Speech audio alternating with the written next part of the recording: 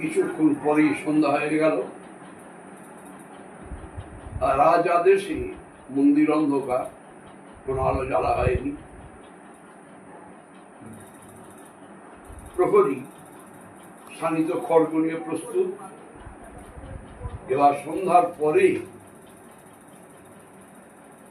মদন পীড়ন নৈবেদ্য হাতে নিয়ে বেরিয়েছে। মূল দরজা থেকে মন্দির যেতে অন্ধকার থেকে মদন চিৎকার করছে, প্রহরী, মন্দির অন্ধকার কেন, আলো জ্বলছে না কেন? প্রহরী, প্রহরী, প্রহরী চুপ করে আছে। এবার এক পা করে এগিয়ে গিয়ে যখনই মন্দিরের দুয়ারে উঠেছে, যা আদেশ দেওয়া ছিল, সঙ্গে সঙ্গে একবারে সেই শানিত খড়গের দ্বারায় এক কোপ। তাতে হলো কি, মদনের দেহ দ্বিখণ্ডিত হয়ে গেল, আর হাত থেকে পূজার নৈবেদ্য থালা পড়ে গেল।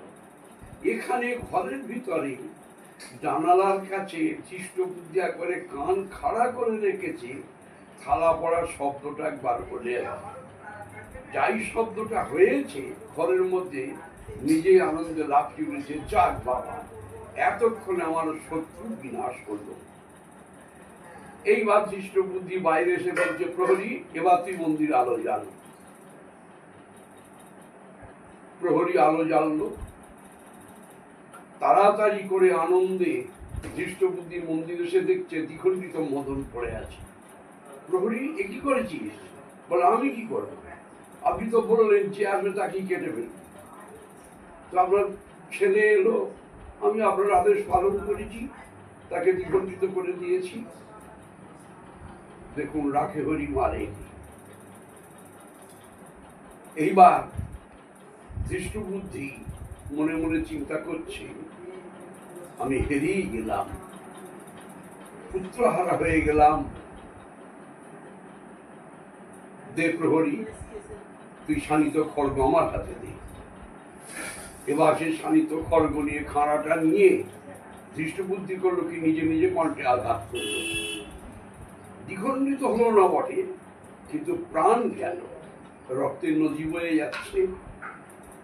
ক্রমশ ক্রমশ সংবাদটা যখনই ছড়িয়ে পড়লো, চন্দ্রহংস বিষয়াকে বলছে, বিষয়া কি হলো বলতো, কি মরক লেগে গেল না, পটপট করে সব মরে যাচ্ছে, অথচ কারণ কিছু বোঝা যাচ্ছে না, তুমি ঘরে থাকো, আমি একবার দেখে আসি।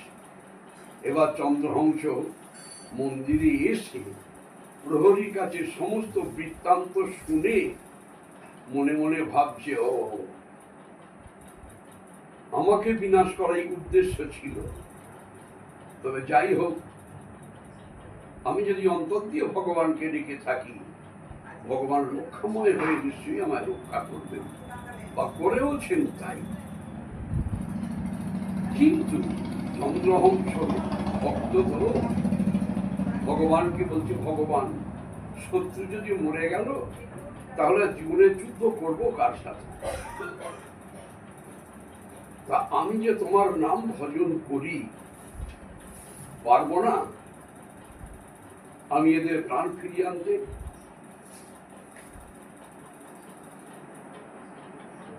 ভগবানকে ডাকছে। ভগবান শূন্য থেকে বললেন, চন্দ্রহংস, তুমি এক কাজ করো, তুমি আমাকে ডাকছো ঠিক আছে, কিন্তু মায়ের কৃপাও প্রয়োজন, তুমি আগে মাকে জাগাও।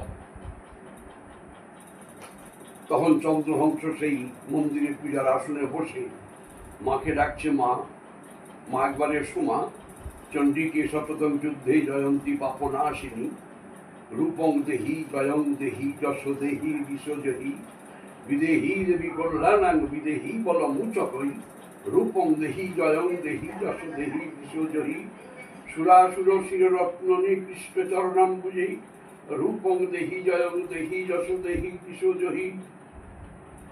মা শূন্য থেকে এসে ডাক বলছেন, চন্দ্রহংস, তুমি ডাকছ? হ্যাঁ মা, আজ এরা যে প্রাণ হারিয়েছে, এদের প্রাণ ফিরে পাওয়ার মানসে আমি তোমাকে ডাকছি।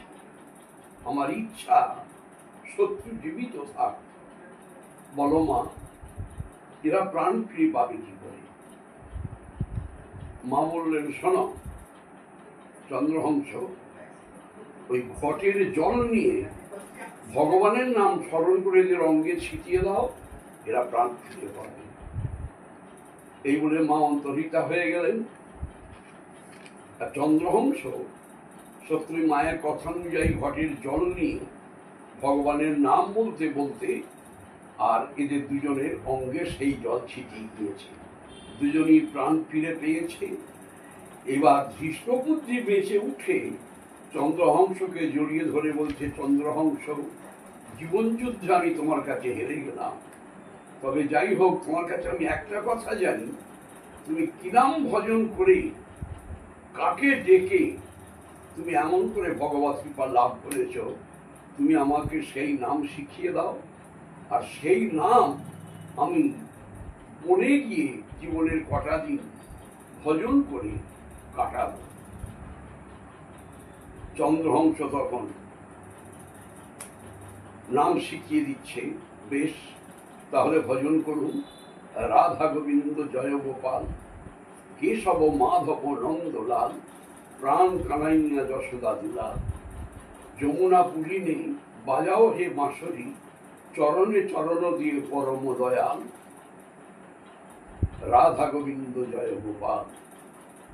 এবার এই নাম যখন শিখিয়ে দিয়েছে, সেই নাম শিখিয়ে দেওয়ার পরে ধৃষ্টবুদ্ধি রাজমুকুট চন্দ্রহংসের মাথায় পরিয়ে দিল, দিয়ে বলল, শোনো, আজ থেকে তুমি এই কৌটিন্যপুরের রাজা, আর তোমার কাছে আমার নিবেদন রইল আমার মদন, তুমি তাকে তোমার এই রাজবাড়ির মধ্যে আশ্রয় দিও। চন্দ্রহংস বলছে, বাবা, আপনি যখন আমাকে রাজা করে দিলেন, তাহলে আমিও কথা দিচ্ছি দাদা মদন হবে আমার মন্ত্রী। ঠিক সেই সময়ে জানেন, বাড়ি ফিরছে না দেখে কলিঙ্গরাজ আর কলিঙ্গের রানী তারা দুজনে এসেছে কৌলিন্যপুরে।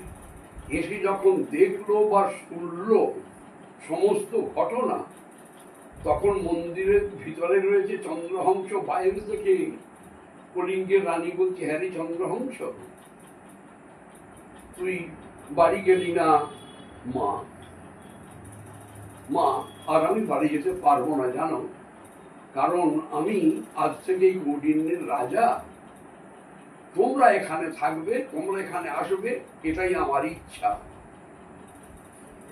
তখন কলিঙ্গরাজ বা কলিঙ্গের রানী বলছে, হ্যাঁ রে, তাহলে আমরা যতদিন বৈষ্ণব সঙ্গ করলাম তার বিনিময়ে কি পেলাম?